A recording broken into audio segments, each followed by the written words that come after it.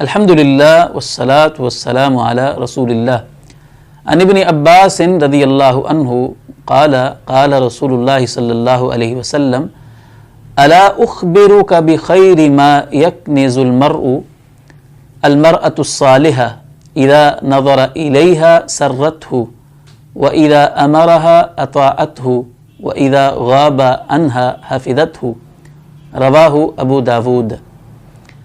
حضرت عبداللہ بن عباس رضی اللہ عنہما بیان کرتے ہیں کہ رسول اللہ صلی اللہ علیہ وسلم نے فرمایا، کیا میں تمہیں آدمی کے بہترین سرمایے کے بارے میں نہ بتاؤں؟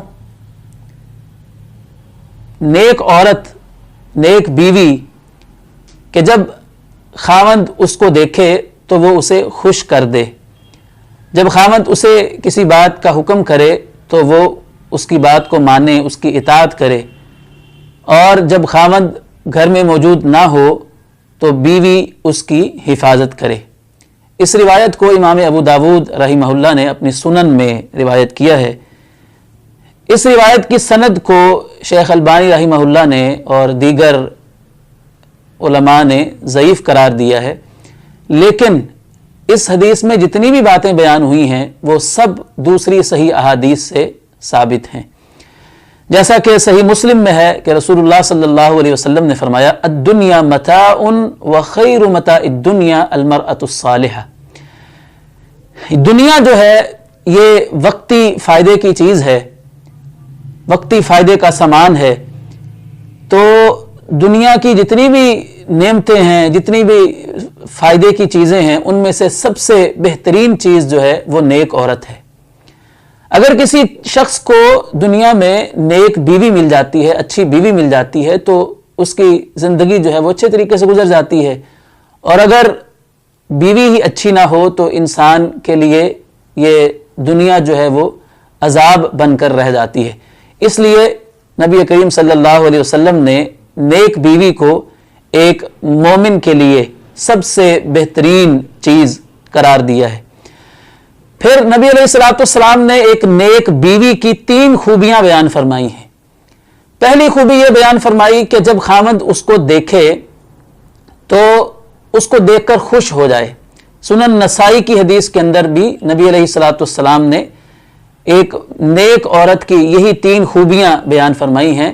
تو پہلی خوبی آپ نے یہ بیان فرمائی کہ جب خاوند اس کو دیکھے تو اس کو خوش کر دے، بیوی مسکراتے ہوئے چہرے کے ساتھ اپنے خاوند کو ملے، اور جب خاوند گھر میں آئے وہ اس کا اچھے طریقے سے استقبال کرے۔ دوسری خوبی آپ نے یہ بیان فرمائی کہ جب خاوند اپنی بیوی کو کسی کام کا حکم کرے تو عورت کے ذمے ہے کہ وہ اپنے خاوند کی اطاعت کرے۔ اطاعت بیوی کے لیے اپنے خاوند کی اتنی ضروری ہے کہ رسول اللہ صلی اللہ علیہ وسلم نے فرمایا ایک حدیث میں کہ اگر خاوند اپنی کسی ضرورت کے لیے بیوی کو بلاتا ہے تو بیوی کے لیے ضروری ہے کہ اپنے خاوند کی بات کو سن کر فوراً اس کے پاس چلی آئے، اگرچہ وہ تنور پر روٹیاں ہی کیوں نہ پکا رہی ہو۔ خاوند جب اس کو بلائے تو وہ سب کچھ چھوڑ چھاڑ کر پہلے خاوند کی بات کو سنے۔ نبی کریم صلی اللہ علیہ وسلم نے بیوی کے ذمے خاوند کا جو حق بیان کیا ہے، آپ نے یہاں تک ارشاد فرما دیا، آپ نے فرمایا کہ اگر میں کسی کو سجدہ کرنے کی اجازت دیتا، سجدہ کیونکہ عبادت کا ہو یا تعظیم کا ہو، وہ اللہ کے علاوہ کسی کے لیے جائز نہیں ہے، آپ نے فرمایا میں اگر کسی کو اللہ کے علاوہ سجدہ کرنے کی اجازت دیتا تو میں بیوی کو کہتا کہ وہ اپنے شوہر کو سجدہ کرے۔ اتنا بڑا حق ہے خاوند کا بیوی کے ذمے۔ اور آپ علیہ السلام نے اس کی فضیلت بھی بڑی بیان فرمائی ہے۔ آپ نے فرمایا کہ ایک عورت اس حال میں مرے کہ اس کا خاوند اس سے خوش تھا تو ایسی عورت جو ہے وہ جنتی ہے۔ تو تیسری بات نبی علیہ السلام نے یہ ارشاد فرمائی کہ عورت اپنے خاوند کی عدم موجودگی میں اس کی حفاظت کرے۔ حفاظت کس چیز کی کرنی ہے؟